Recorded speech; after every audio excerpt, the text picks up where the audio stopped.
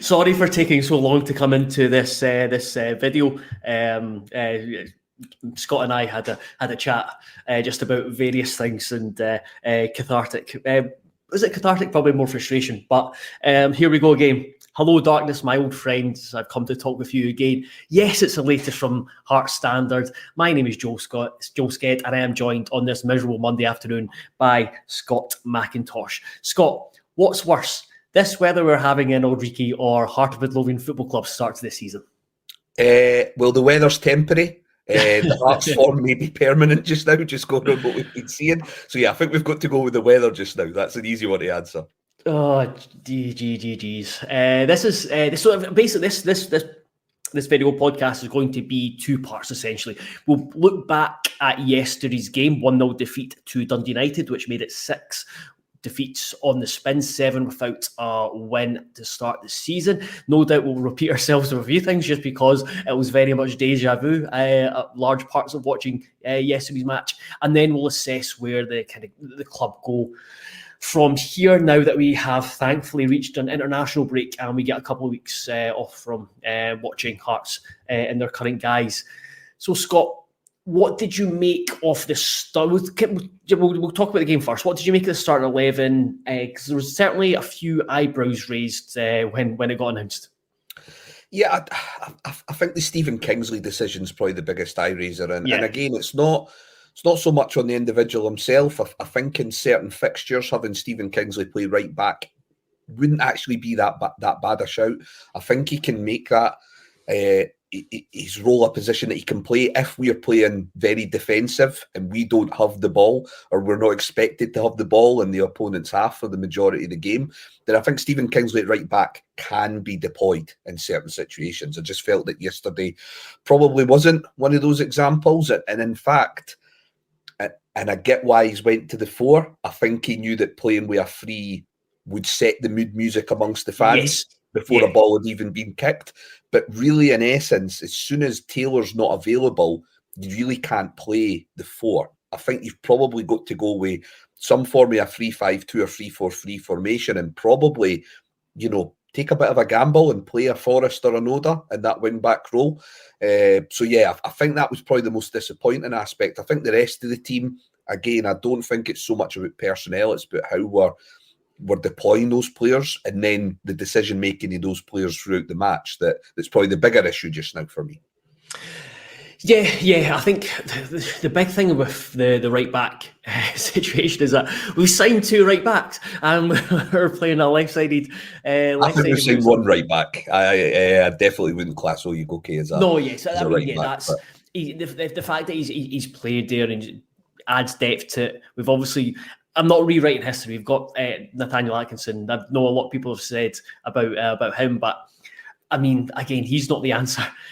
So, like you, he's not even training with the first team. So it's not an issue where they can even bring him back in. I mean, he's so far out the picture. It's just not viable. But I completely agree with you. There's certainly some instances where you probably can get away with Kingsley as a right back, but in a game like yesterday, you just saw how uncomfortable and awkward it was at times trying to play out, and then you've kind of had width on the right, and then there were so many times even on the left where just again looking at the setup that Penrice was motoring forward. He was like almost looking to play a ball forward to someone in that vicinity, but Vargas was moving infield. So then Spittle, who, let's face it, it's not the greatest runner in terms of covering ground quickly, i.e. he's not fast. Just more words to describe someone who's not fast. So he was having to make up a lot of ground to kind of get out there. Yeah, so it was. It kind of just felt a wee bit disjointed. But saying that, on a positive kind of element, I thought the team started well, and they needed to start well. They needed to get the crowd on side, and they did that. And one thing we'll say about it before talking about that start, the crowd, until going 1-0 behind, largely were very patient and stuck behind the team. It wasn't that they weren't as antsy as maybe a lot of people were expecting, and then understandably showed the frustration both full time and when going behind. But to begin with, I thought there was a lot to be positive about in relation to the performances recently. Yeah, I thought they moved the ball relatively quickly enough in that opening sort of 10 to 15 minutes. I think the biggest problem that we face is starting positions for the players. So I think as soon as you know that Dundee United are pretty much playing a low block, which is what most clubs are going to utilise just now, given the problems that we're having, both in our home and away fixtures. I think what you really need to see then is your centre halves pushing 10, 15 yards further up the park.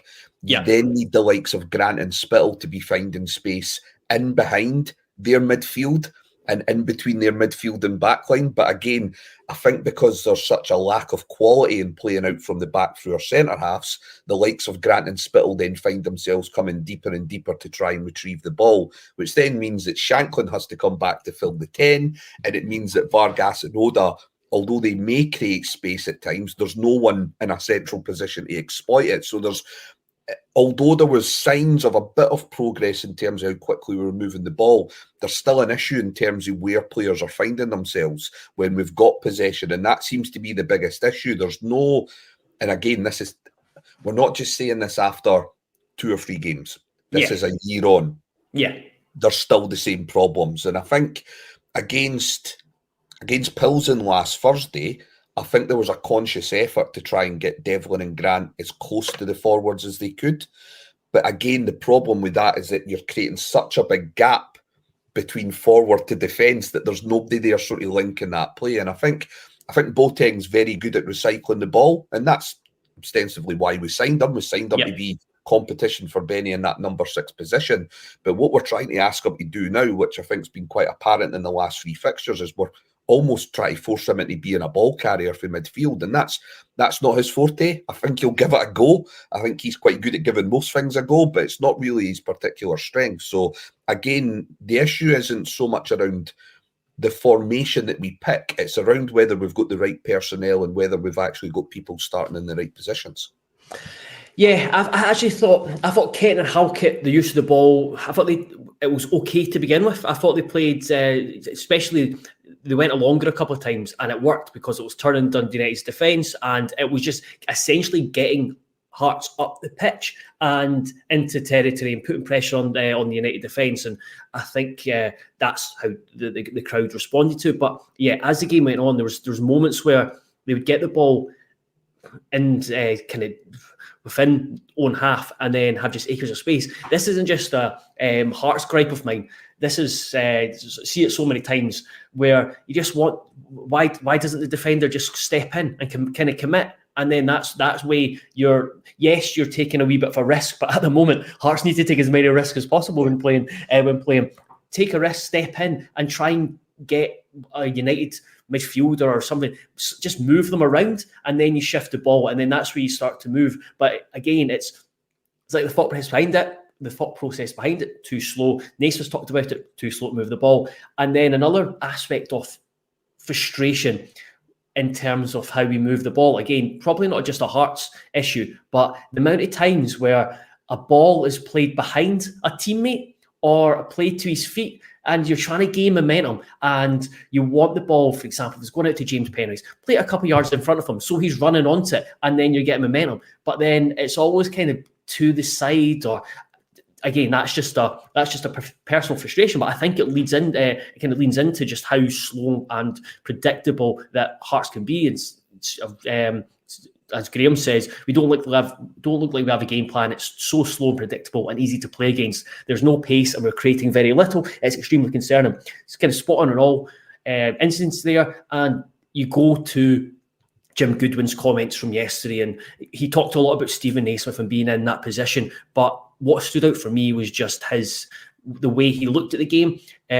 He was saying that, so I thought Hearts started really brightly. We weren't sure in the build-up to the game what system we were going to start with. So we were trying to work on 1 or 2 things through the week. I kind of thought they might go with the back 4, given they finished the game midweek in Europe quite strongly. Disagree with that. But I just thought it took us 5 or 10 minutes to adjust to that. I thought they were getting a little bit too much joy in the wide areas and 2v1s. Once we'd done that,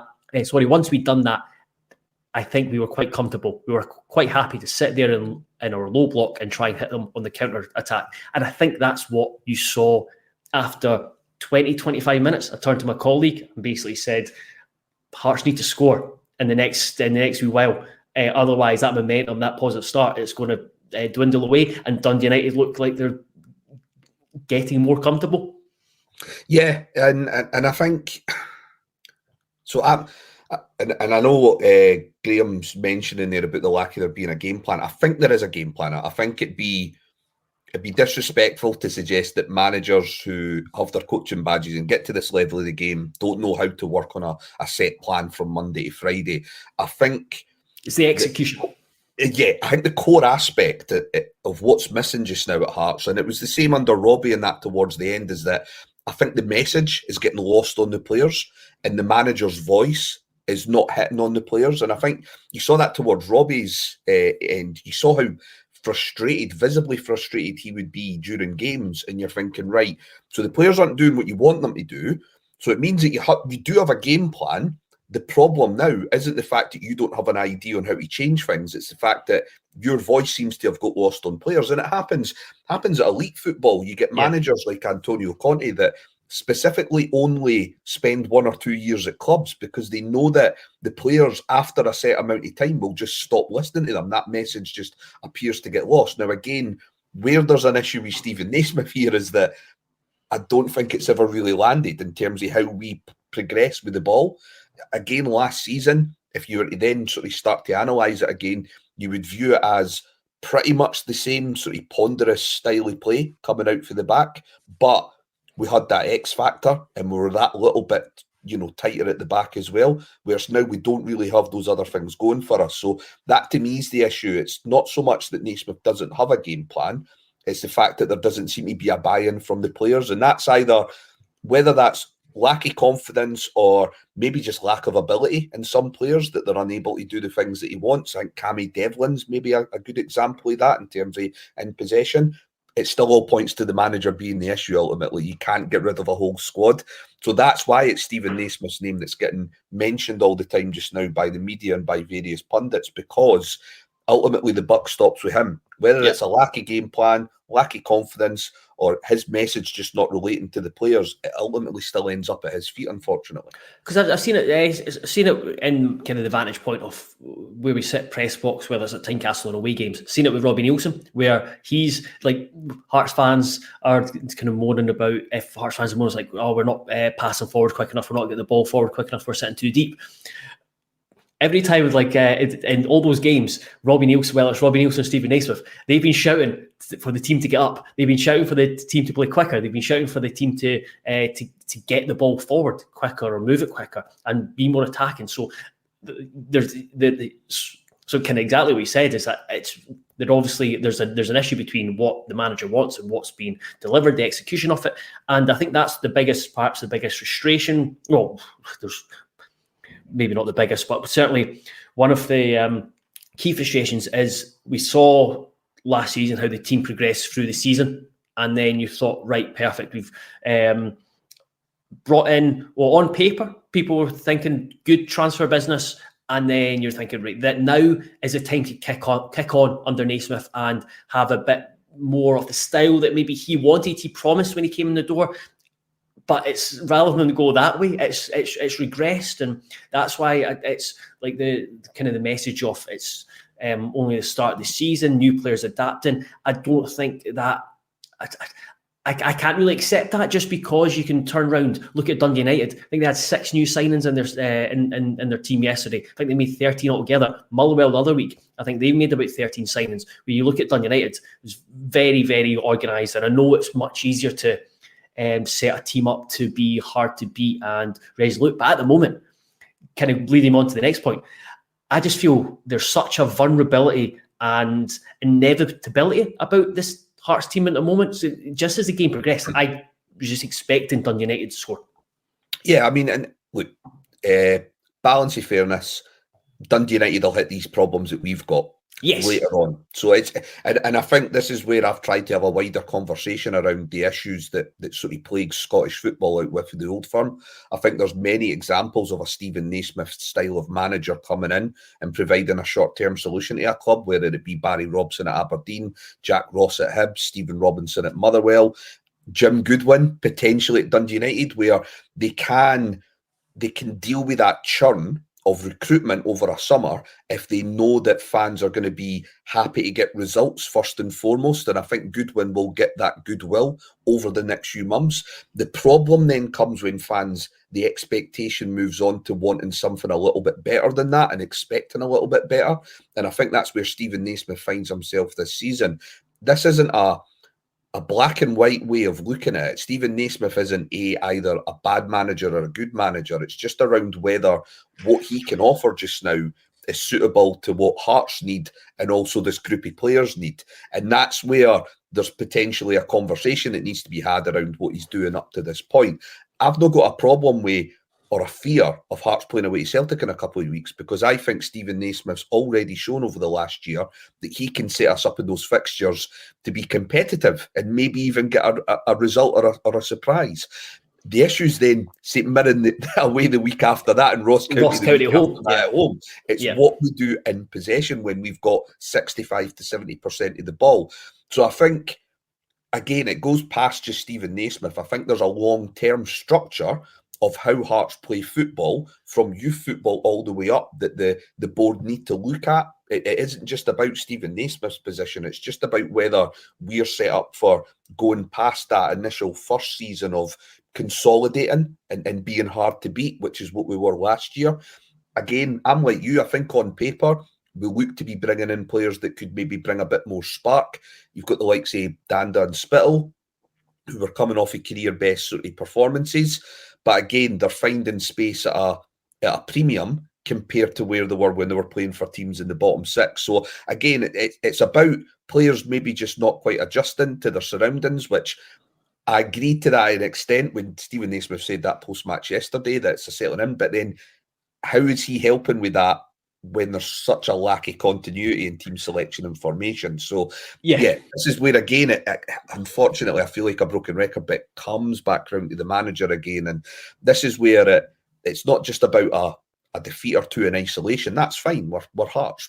I think we're pretty much well versed with dealing with that. I think it's looking at the wider scale, which is, can we see it changing under the current guy, the current setup and the current group of players? I think I would have liked to have seen us bringing in our forward. I can appreciate why that hasn't happened, potentially because we've got a bloated squad already. But what we need in these types of fixtures is somebody that we can go back to front to and try and almost scramble that opening goal in, open teams up, and then that allows us to maybe, have a bit more time on the ball and play a bit more possession football without the fear of trying to knock down this low block that most teams deploy. So that, to me, was a missed opportunity last week. I think bringing in someone that would have just gave us that physical presence up top, it would have just offered us something in the openings of games, where just now we are struggling, like you say, after that opening 10-15, the away team know that they've got the fans reasonably, not angsty. I agree with you. I think yesterday the fans were patient, but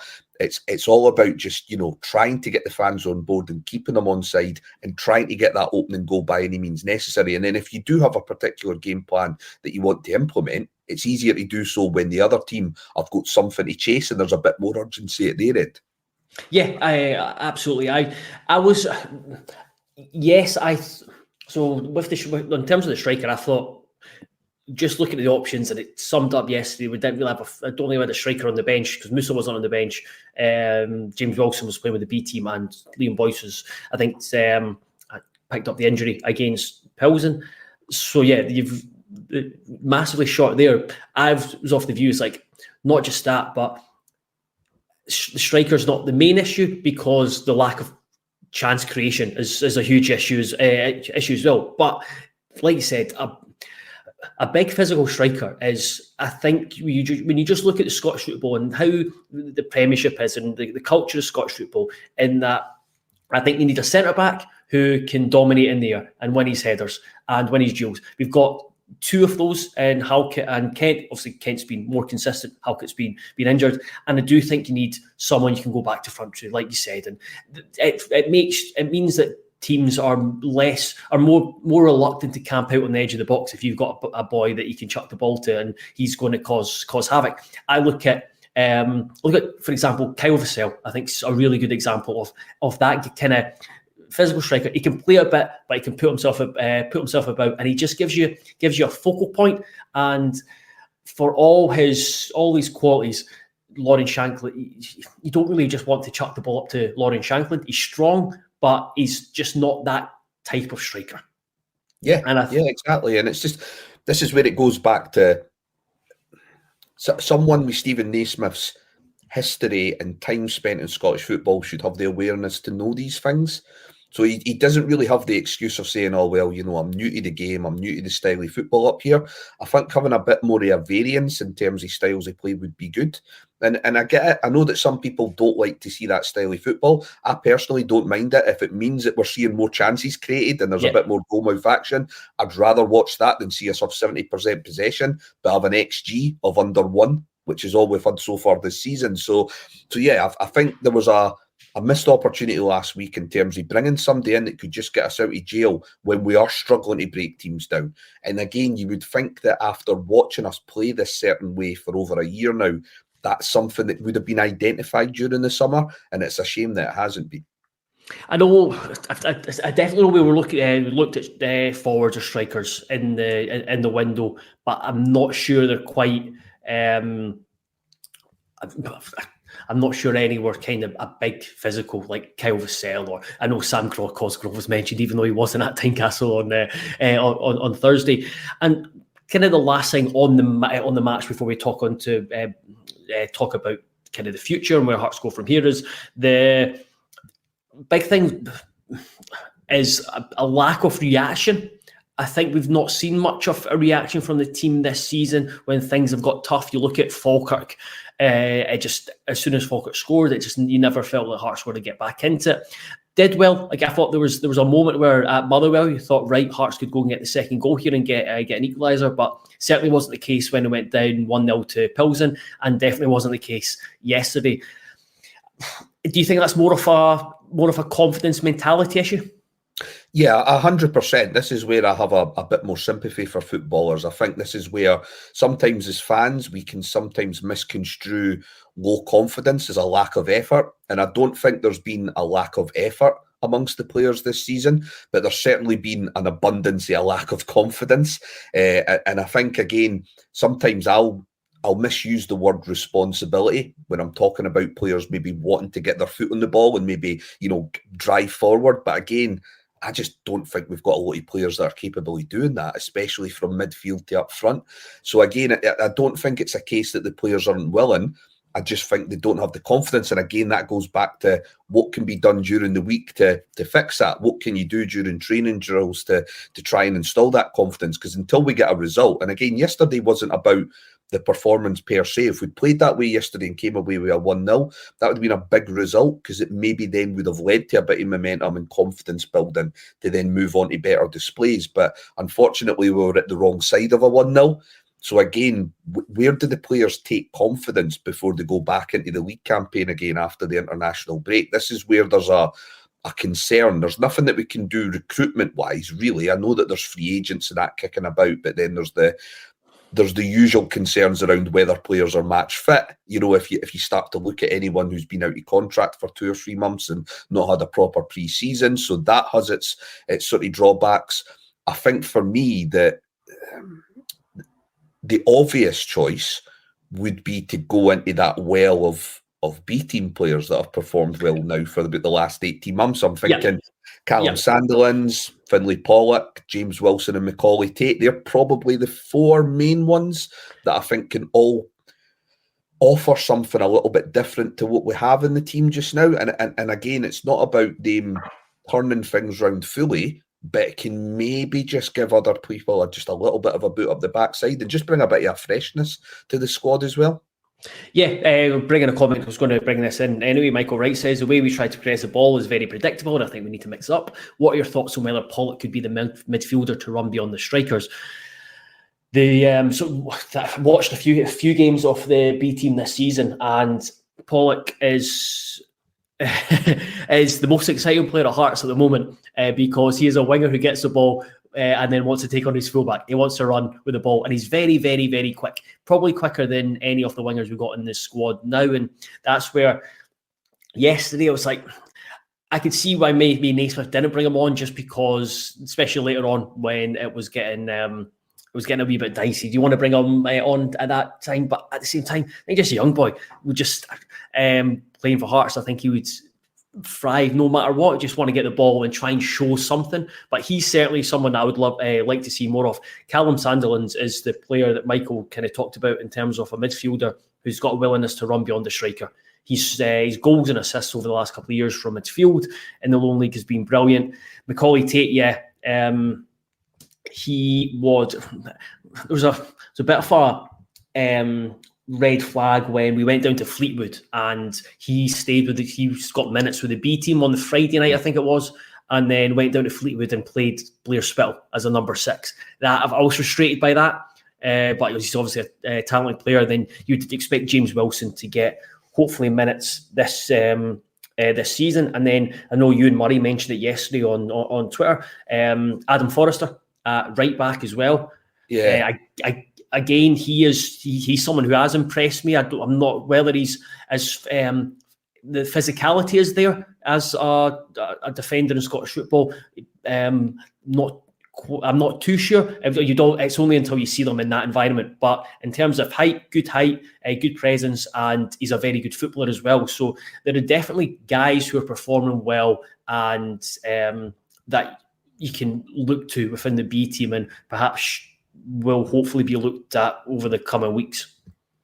Yeah, and I look, even if Steven Naismith wanted to look at this from a selfish point of view in terms of self-preservation, he should surely be looking at it as, right, when I got the job, what was kind of my manifesto? So one of them was trying to get us being more aggressive and on the front foot. Let's be honest, that hasn't really happened thus far. What would have been one of the other key points of me getting this appointment? Nurturing young players that I've spent the last year with in the B team and potentially making money out of those players further down the line. Surely if, one of the key parts of that manifesto isn't working, go to the other one. Even if it's just for your own self-preservation, at least you can turn around to the board and say, well, look, I'm actually looking a bit more long-term. I've started to get 4 or 5 players integrated in with the first team squad. And although the results haven't picked up straight away, I'm confident that over time it can. He doesn't have any of this to fall back on just now because all we're really doing is lurching from one performance to another where, the formations may be changing week to week, but nothing about our sort of patterns of play or variances is changing at all. There's nothing really identifiable about Hearts and how we want to progress the ball from the back. It's very much just, play the ball right to left as much as we can. And again, we're asking our midfielders to come deep to collect the ball when they should be in pockets of space, making it harder for the low block to try and deal with that movement, which should then in turn offer the space to the likes of Shankland that they haven't been getting up to this point. I mean, really, we could be playing anyone up front just now. We could be taking Donald Ford out of retirement and place him up front, and it wouldn't make any difference because we're not creating any opportunities for even Shankland just now. Even if he was in form, I think it'd be very difficult for him to reach those heights he last season because he's not getting a sniff really in and around the box. I thought the most telling moment yesterday of his frustration was when it got played into him. I think maybe Penrice played into him and he lost it, and the game was still going on. And he was revving the first half, wasn't it? Yeah, shouting at Penrice, and then straight away it was like massive frustration because he's obviously just not. And then he's obviously, I think he's won the effort late in the second half where it was like an overhead kick and it just ballooned into the Gorgie stand. It was like last season that probably finds the top corner, but that's just the nature of how poor the team have been. That kind of just summed it up. So just before we kind of finish up, I'll bring in a question that Naismith got asked at the press conference yesterday. It was just about if he had any concern over his future, because I know that's there's absolutely loads of comments. I can't bring them all in but they're all very kind of similar. Talk about Naismith and the future and what everything means. And he was basically asked if he had any concern about it. I'm hopefully going to put the right clip up now. If that time comes, that time will come. I think I've said before at the moment I feel that I don't think I can turn it around. I'll tell the club. It's not something that I'll be hanging on to if I do get to that point. As I said, there's been a decent turnover in players. They're a good group that work well, but ultimately we need to show it on the pitch. We need to be a harder team to beat. We need to have more ruthless streak, and we need to have a bit of a swagger to say, no, we're going to give all we can, and not fear about what might happen in the negative sense, because I feel we're doing that too much at the moment. Apologies, I think it was very, very quiet there, so apologies for that. But essentially, what he was asked about if had any concern for his position, such as the run, such as the kind of the frustration from the fans. What did you make of his kind of answer to that? Yeah, I think straight away it probably points to a lot of self-confidence, which I think someone who's played the game at the highest level is bound to have. So it's not a huge surprise to hear him sort of back himself. I think also he's been at the club now for, I think it's 6.5 years now.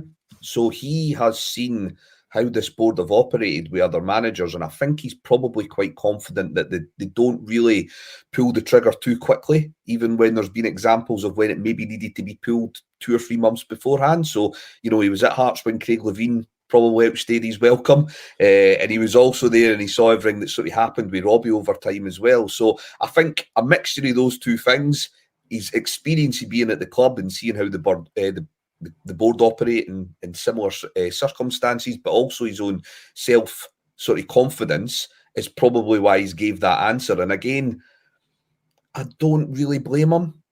I don't really think there'll be a change just now. I can't imagine there will be. Now, whether there should be, I'm not going to answer it, because again, it's not as, for me anyway, it's not as simple as saying Steven Naismith's either a good or bad manager. And I do think there's more long-term structural problems that I think the club need to address anyway, away from just the managerial role. But yeah, look, hopefully he turns it round, you know. But again, I don't think Celtic is the barometer that we need to use to determine whether there is a sort of reaction to this, because we could very well go to Parkhead the same way we went over to Pilsen a couple of weeks ago and put in quite a disciplined performance with a flat back five, and you know, come away with a 1-0 defeat or maybe even a 0-0 draw if we're lucky. But again, it all boils down to what we can do in these other fixtures. St Mirren away, Ross County at home, we're away to Pittodrie and Easter Road next month. Those are the types of fixtures where I think Steven Naismith's sort of legacy, whether that extends beyond the next few months or not, remains to be seen on the strength of those games rather than what happens at Parkhead in 2 weeks' time. Yeah, I think, especially with this 2 weeks, and you always worry about the international break, from a manager's point of view, because that's when it's kind of natural to make any changes, because it gives you time, it gives you a wee bit of breathing space, and you go back maybe 10 months or maybe 12, it was going into an international break, and there was a lot of noise around Naismith, and we won at Fir Park. Good performance, 1-2-1, and it eased the pressure a bit. I like you. I don't think there'll be any change. I'm always one to, maybe not when I was younger, but give managers a bit of patience, give them a bit of time. But I do think, yeah, like you said, Celtic Park's not the barometer. There needs to be visible improvement away at St Mirren and home at Ross County to basically show that we have used these 2-3 weeks to sort issues out, and this is how we are going to play going forward. But at the same time, I asked Naismith yesterday about the style of play, because it's not, this Hearts side is not a Hearts side that I recognise or I relate to. Don't enjoy watching it. But he kind of pointed back that he just wins are the important thing now, which, yeah, I think that kind of what relieves pressure. But longer term, even if you it means that you'll just have a circular conversation about him again in 2 or 3 months' time. For a manager, I'm hoping that was just a post-match thing, and I get that managers will always say things that they don't always mean, but if that is his belief that it's just about results, then fine. You get results for a month or so, but because of the evidence of the past 12 months, it just means that when our next bad running form comes, which it will for clubs our size, the circular conversation around your future will continue to happen. This is where managers, in particular boardroom level at clubs in this country, need to break this cycle. They need to look past the next 2 weeks. And I get that we I suppose we have a responsibility to that as well as fans. We've got to be patient, but I think we've been patient with Steven Naismith. We've watched this for over a year. So I do think the fans have been patient. If you think back to other games like last season, there was a home game against Livingston where we were really poor. We couldn't break them down. The fans were brilliant that night. And then we eventually got a goal late on with Vargas. But the fans have showed up. They're still showing up in numbers to home and away fixtures. I think the fans are wanting this to turn round. But, you know, ultimately they're failing the eye test just now. And even if you use black and white stats around a running form that we had over 3 months last year, it doesn't take away the fact that what we're seeing just now shows no signs of changing. And this is why there needs to be some form of significant change from a personnel point of view in terms of getting some of the younger players in, or a significant change in terms of our style and play, which I don't think you do mid-season. I just don't think that comes mid-season. So it needs to be finding the right personnel now to suit how he wants us to play. And that's why you need to look at the B team, because, again, free agents just bring too many sort of concerns with it. Yeah, and YouTube commentators, don't judge him on Celtic. What next? Don't judge him on Aberdeen. We're not saying don't judge him on Celtic. We're just like Celtic's. What we're going to see from the Celtic game is not a great barometer of what it's going to be at St Mirren or at Ross County. No, because he's shown as a manager that he can cope with those situations. We got 2 results against Celtic last year. We played pretty well at home to Rangers and away to Pilsen when we didn't have the ball. That's the point we're trying to make. It's not about it's a free hit. No game should be viewed as a free hit. What we're saying, though, is that that's not a sign or a barometer of judging Naismith as to whether he's learned any of the lessons that have come during the last 4 or 5 games. That's all we're meaning. Yeah, exactly. Because it's the like home at Dundee United, 2 shots on target, and then just you look at the shots on target the whole season. Not had more than 3, which is galling. To say the least. And like you said, the XG has been very, very poor. But we will wrap it up there.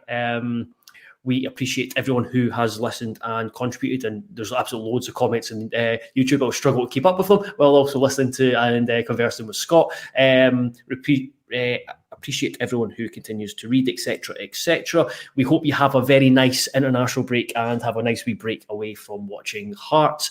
I'll be back, or Hearts and will be back at some point later on this week. Until then, thank you very much, everyone. Thank you very much, Scott, and goodbye.